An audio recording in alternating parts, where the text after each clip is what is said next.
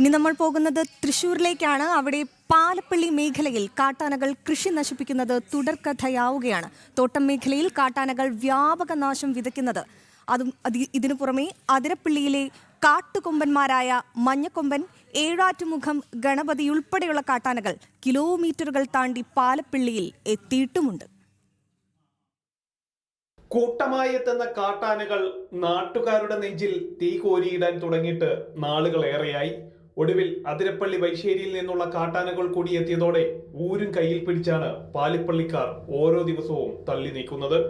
കുണ്ടായി, ചക്കിപ്പറമ്പെത്തി പ്രദേശങ്ങളിൽ ഇറങ്ങിയ ആനക്കൂട്ടം ജനവാസ മേഖലയിൽ എത്തിയിട്ടാണ് കൃഷി നശിപ്പിച്ചത്.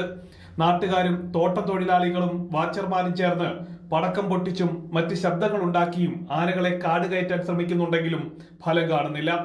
പകൽ സമയത്ത് പോലും തോട്ടങ്ങളിലും റോഡിലും ഇറങ്ങുന്ന ആനക്കൂട്ടത്തെ ഭയന്നാണ് തൊഴിലാളികൾ പണിക്കിറങ്ങുന്നത്. കഴിഞ്ഞ ദിവസം ആനക്കൂട്ടത്തിന്റെ മുന്നിലകപ്പെട്ട തൊഴിലാളികൾ കഷ്ടിച്ചാണ് രക്ഷപ്പെട്ടത്.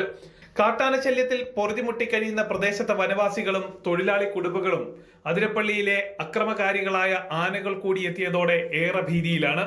കഴിഞ്ഞ മാസം അതിരപ്പള്ളി മേഖലയിൽ കാട്ടാന ആക്രമത്തിൽ കർഷകൻ കൊല്ലപ്പെട്ടതിനെ തുടർന്നാണ് പ്രദേശത്തെ ആനക്കൂട്ടത്തെ RRT സംഘം കാടുകയറ്റിയത്.